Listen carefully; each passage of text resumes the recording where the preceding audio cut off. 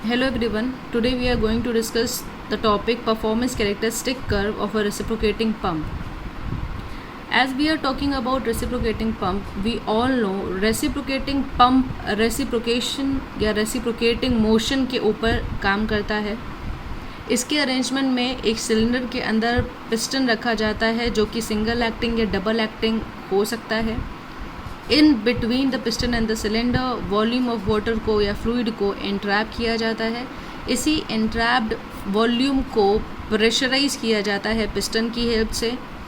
Then जब ये pressurise हो जाता है, आपके डिलीवरी पंप के थ्रू ये जो वाटर है, कंप्रेस्ड वाटर है, इसको हाई हेड पे या इसको कहो डिलीवरी हेड पे भेज दिया जाता है. This is the whole working of a pump.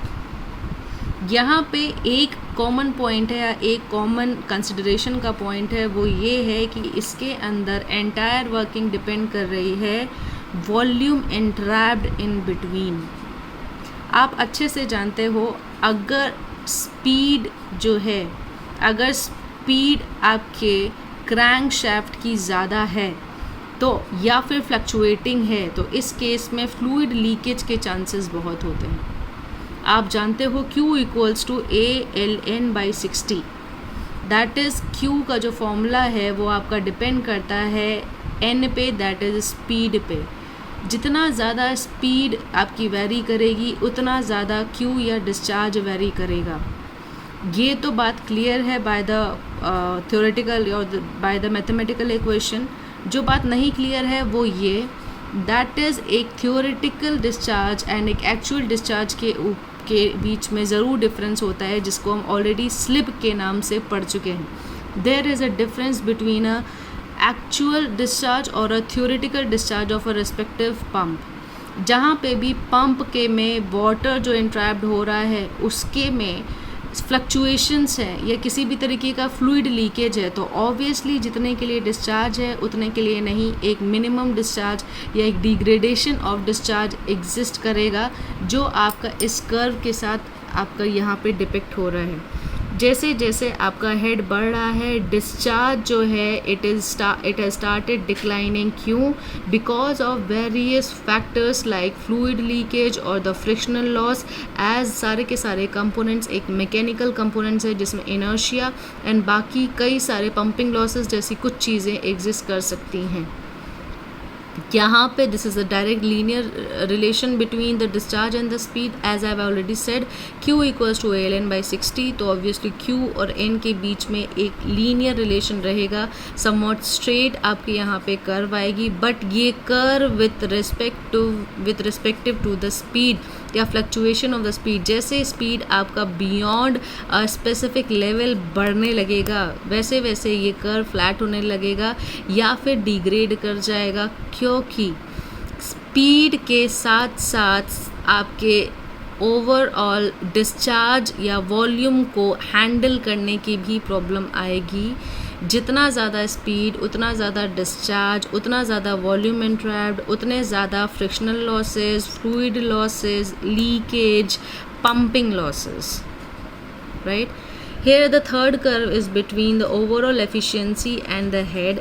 आपका ओवरऑल एफिशिएंसी और हेड भी समवॉट लीनियर रिलेशन पे रहता है. आपके ओवरऑल एफिशिएंसी का फॉर्मूला जो है वो है actual power by the input power. तो obviously it will also depend upon what head. क्यों? क्योंकि as I am saying it again, overall efficiency is what? Actual power upon input power. and power की definition क्या होती है? WQH. H that is what? suction head plus delivery head. जितना ज़्यादा आपका power जो है वैरी करेगा, जितना ज़्यादा आपका पावर बढ़ेगा या जो आपकी ये वैल्यू बढ़ेगी पावर की, उतना ज़्यादा ये हेड भी उसी के साथ उसी के लीनियर रिलेशनशिप में बढ़ेगा. I am repeating the formula again. P is equals to WQ/H. आप इस पूरे फॉर्मूले को जानते हैं. एंड जैसे ही आपका पावर आपका वेरी करेगा, ओवरऑल आपकी एफिशिएंसी भी वेरी करेगी, क्योंकि it is a term which is totally dependent on what? It is totally dependent on power generated and the input power imparted to a respective pump. Now let us talk about the fourth curve. यहाँ पे आप fourth curve जो देख रहे हैं, ये curve आपको एक आइडियल सिचुएशन के बारे में बताता है, या फिर कह लो आपको स्लिप की कंडीशन के बारे में यहाँ पे क्लियरली आइडिया हो जाएगा। यहाँ पे आप इस कर्व के थ्रू देख सकते हैं, अगर आप कांस्टेंट स्पीड पे काम करते तो आपका जो डिस्चार्ज होता वो कांस्टेंट होता, बट आपकी जो स्पीड है वो वेरी करेगी, आपकी नॉन कांस्टेंट वेरिएबल्स पे ही काम करोगे।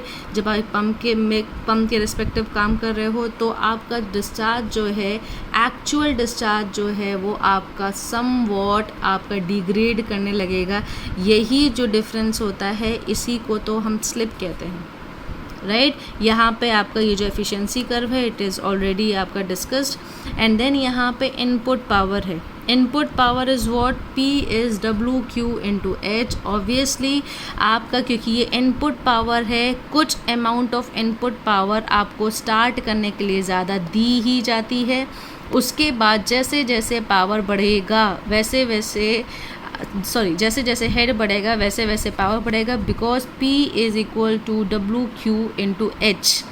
आपका इनपुट पावर, क्योंकि आपका स्टार्टिंग पावर होती है तो ऑब्वियसली पावर आपको ज़रूरत से ज़्यादा एक वैल्यू से, ज़ीरो से नहीं स्टार्ट कर सकते। आपको कुछ ना कुछ रिस्पेक्टिव आपके इनर्शियल लॉसेस को ओवरकम करने में, आपके स्टार्टिंग प्रॉब्लम को ओवरकम करने में आपको कुछ ना कुछ अमाउंट ऑफ पावर ज़्यादा देनी ही पड़ती है। फॉर एग्जांपल, इंजन स्टार्ट करते समय आप स्टार्टिंग में कुछ ना कुछ पावर या इंजन को समवॉट अपने स्टार्ट करते हैं, थोड़ी देर के लिए छोड़ देते हैं। क्यों? इनपुट पावर ज़्यादा देनी ही होती है। यहाँ पे इनपुट पावर आपने ज़्यादा दी, एंड उसके बाद ये जो पावर है, it is in linear relationship with head because of the formula, and इसको मैथमेटिकली आप समझ सकते हैं, P equals to WQ into H। Thank you.